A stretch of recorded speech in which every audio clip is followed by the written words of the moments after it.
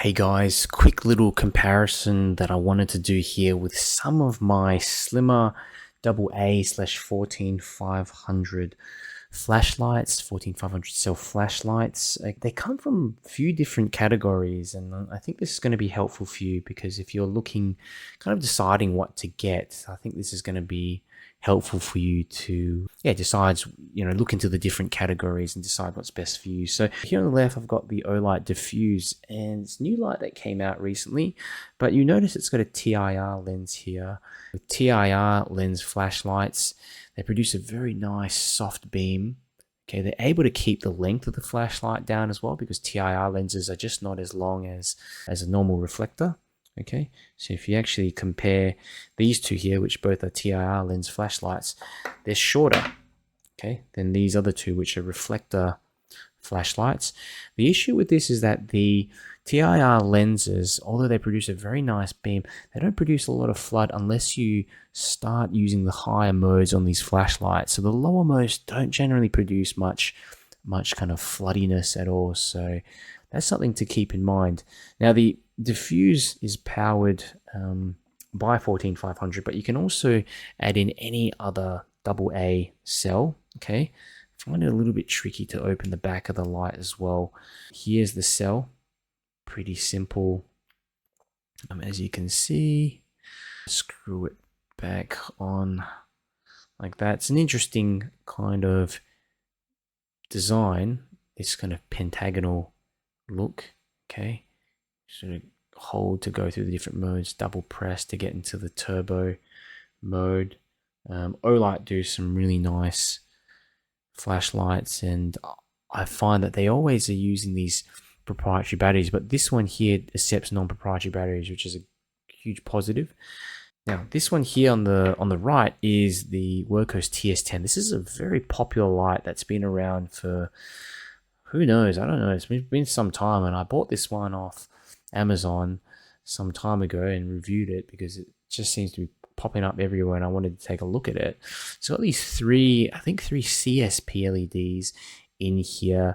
They're high CRI LEDs, and they produce something like 1300 lumens in this light, which is incredible for a 14500 cell light, especially because it's literally the size of my thumb. Okay, and it runs off Anduril, so this isn't really a light that's super beginner friendly, but obviously any beginner can pick this up. You can put it into simple mode as well, simple UI mode. I won't go through the UI, but it's definitely a lot more complex than these other three lights, and there's a bit of a learning curve around using it. But this is easily the brightest light out of all three. This was designed with some feedback and guidance from the flashlight community, and there's also some auxiliary lights as well in the head. Okay, here you can just see them, so there's a bit of a glow underneath the head as well. When the light is switched off, you can just unscrew it and switch it off completely, because I don't want it to drain the battery. Really bright, small, also gets super hot if you're using it in turbo mode, really floody. Now this one here, it's the Pokelit AA, and it's an Acebeam flashlight, and you can see here it's a reflector. It comes with a small little reflector. One of the nicest beams I've seen on a flashlight. I absolutely love this one because it produces a perfectly large circular hotspot. Okay, and comparing it to say the Convoy T3 here on the right, okay, it's a lot thinner. Considering that they both use the same battery, if you're looking for something just thinner and lighter, and you don't care about the range of the flashlight, how far it can throw, get this one, okay? But the Convoy T3, you've got this larger reflector compared to the Pokelit AA, so you're going to throw a lot further, have a lot more range, and it also has a different LED. It's got the CSL NM1 emitter in there. Heavier, different design. The Pokelit AA as well doesn't have any of these sort of lips on the end there, so it doesn't tail stand. it just makes it so easy to press that button. Nothing gets in the way compared to this one, the Convoy T3. The interesting thing is that none of these lights come with onboard charging. You have to actually charge the battery separately.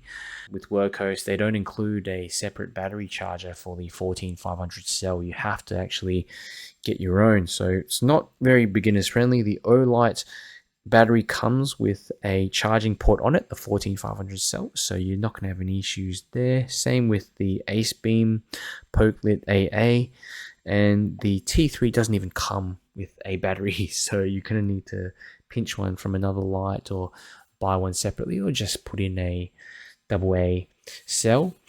If you want the light that produces the most amount of lumens and is basically the smallest, I'd get that one, the TS10. Keeping in mind that the UI does take a bit of time to get used to. If you want the light that throws the furthest, this one throws over 200 meters range with the LED, get the T3 with the CSL NM1. Unbeatable for a light of this size. The Pokelit AA is just a fantastic all-rounder. This is the grey version that produces 1,000 lumens, I believe. So you know, for a light of this size, it's a very handsome looking light as well. Double-sided clip. You can clip it onto your hat. Yeah, use a variety of different batteries in it. You know, I think this is a great all-rounder, kind of like a go-between, I would say, between these two, because it still has some decent range. Okay, and here we got the Olight Diffuse. Now this is if you're looking for something different, maybe a gift for someone. You know, it just has a very different profile, this pentagonal design. Okay, it's also got an area to put a tritium vial on the back. Okay, but generally speaking, with EDC flashlights, little flashlights that you put in your bag or something like that, you don't expect a whole lot of range and huge amount of brightness. Okay, so this is probably really, you know, when you step it up, it's the least bright out of all of these flashlights. Okay, but it produces a very nice diffused hotspot and a very nice beam. Okay, so you don't get that sort of sharp edge on the hotspot that you get with the Acebeam. Same with the Convoy T3. But let's have a look at the beam shots, see how they compare. Well, we'll start off with the Acebeam Pokelit AA. Okay, let's have a look. That is the highest mode, and it's got to be one of my favorite beam profiles. Look at that, it's just got this gigantic, perfectly circular hotspot. Ridiculously bright as well for a light of this size. Goes all the way into that field. Okay, there's a few different modes in here as well. You can swap between them. Basically just 3 modes: low, medium, high. Okay. Go over here to the Olight Diffuse. Okay, low.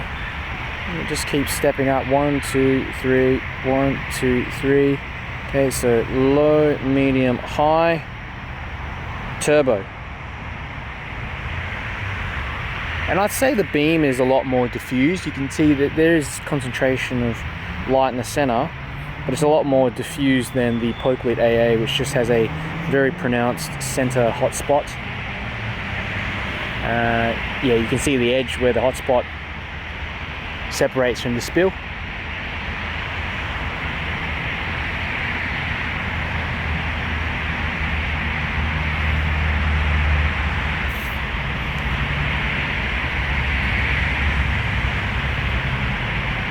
There we have it. So yeah, if you just prefer something that, I guess, some people would say more aesthetically pleasing beam because everything's all blended together, but actually I prefer the Pokelit AA's beam. It's just something about that clean cutout in the center that, for me, does it. I mean, look at that. Compare them. You know? But yeah, they both have very similar brightness. Now, coming up next is an interesting one, the T3. with the CSL NM1. Okay. There's not much spill at all with this one. You compare it to the other two, but it has this incredibly throwy beam that makes, I mean, if you are looking to do a bit of spotting and you need a light that can handle these sort of long distance scenarios and fits in your pocket, takes a AA cell. I mean, this is, you can't get better than this really. That the amount of throw on this, unless you get an LEP light or something like that, then you're probably paying 4 or 5 times more. Super impressive. Okay, but like I said, there's not a whole lot of spill. Yeah, maybe have to step that light up, and the spill's just up ahead as well. It's not near close to me. Okay. Now I've got the TS10. Save that to last. And look at that. Very bright. It's the brightest of the lot. You just can't believe it. You just can't believe that this much light comes out of a tiny little flashlight like this. But I tell you what, this thing gets hot. Hold on to it for another 20 or so seconds. It's going to be causing me some issues on turbo. Okay, but of course there's just these other modes that you can select. There's a nice little ramp option like this. Look at that. Incredible. Okay.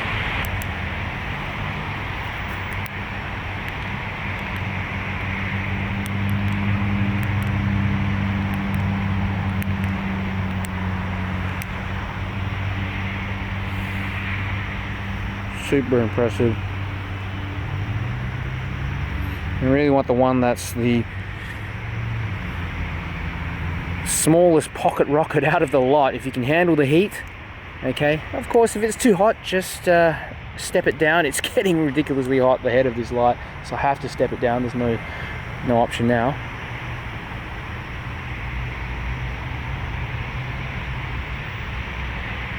Look at that. You can feel the little bugs out on the grass as well.